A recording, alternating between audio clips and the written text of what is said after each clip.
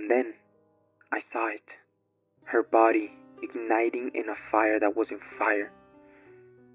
It hovered, pulsing, casting flickering shadows that twisted the trees around us. My stomach dropped. Something wasn't right.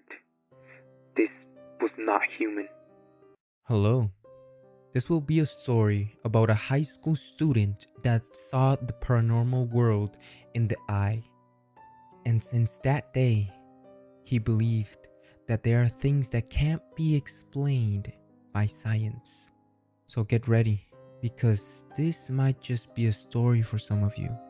But if you don't have enough respect for it, it might become your next reality. Let's begin with our program, What Crawls in the Nights. About 10 years ago, when I was in high school, I tried out for the soccer team. That's when I met Margaro. Yes, that was his name.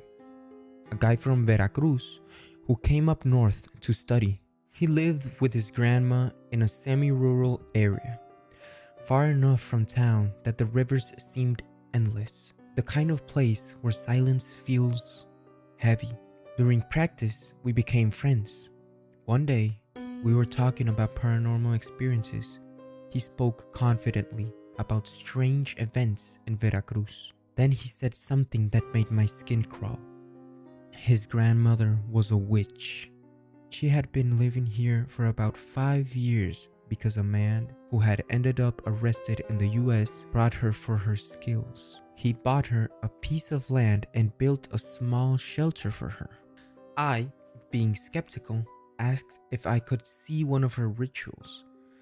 Margaro agreed, saying we'd just need to get the things she uses. So we rode his motorcycle to a small store near the river. He bought 3 tiny bottles of Tonayan and a box of cheap cigarettes. I remember feeling a strange mix of anticipation and fear. By 5:30 p.m., we arrived at the property, a long, narrow plot. The shelter was small, crowded with strange plants and flowers. I noticed some marijuana growing too. The air was thick with incense and the smell of burning candles.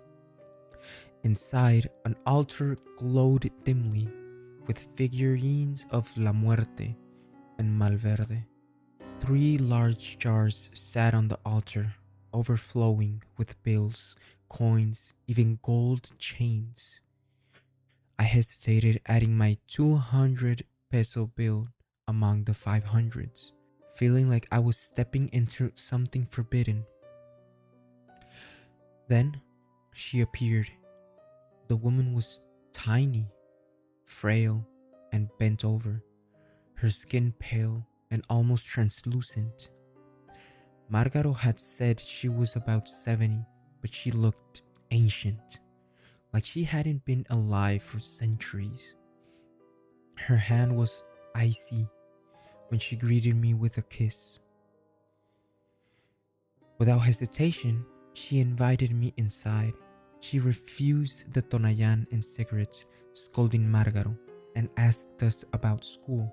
She sat in a rocking chair, eyes locked on mine. Then, in a voice calm but commanding, she asked, "What is it that you want to know?" My heart began to pound so hard I thought it would burst. The, the air felt heavier, almost as if it was pressing down on me. I couldn't speak. Margaro tried to explain that I was intelligent, but skeptical. She only smiled, a slow, unsettling smile, and began to speak.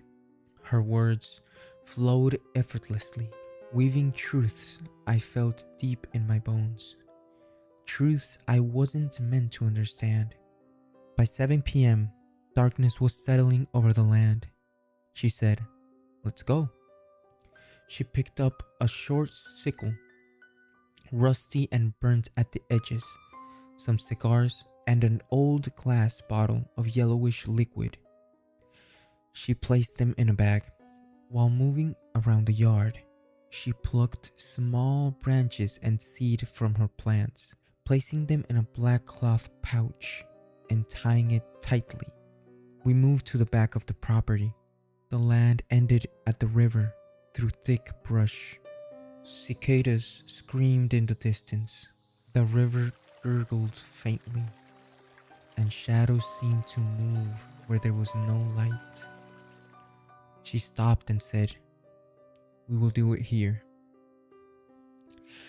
Then she began to undress.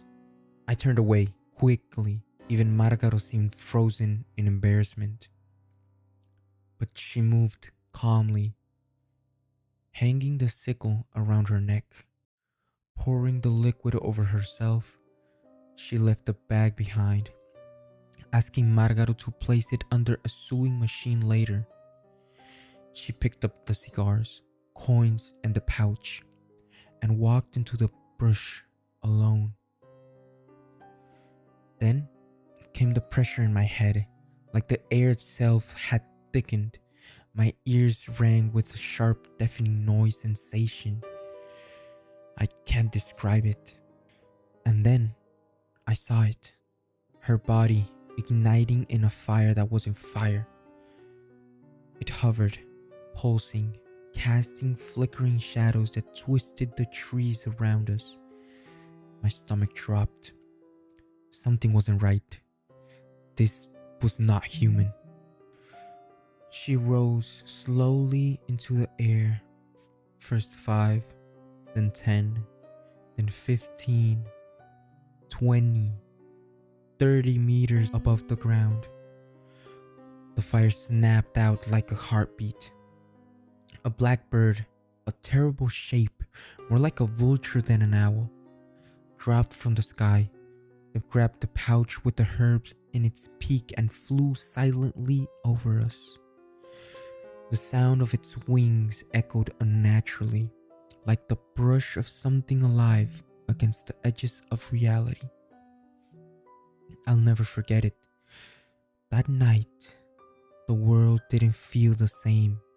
Even now, years later, I can hear the rustling of the trees differently, as if something watches, as if something is waiting. Now, I believe in everything paranormal. Now, I don't know what is real and what is not. There are forces that I don't understand. I don't know what to believe anymore. Well, guys, that was today's story. I really liked it. I really loved it. All of this happened in Mexico. I think I'm gonna start doing more about Mexican stories.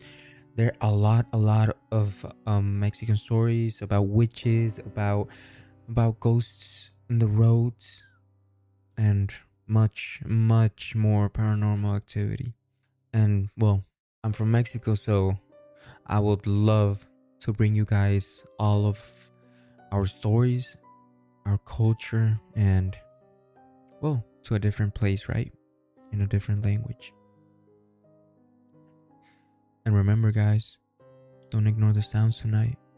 You've already awakened it. Good night, and don't let the bedbugs bite.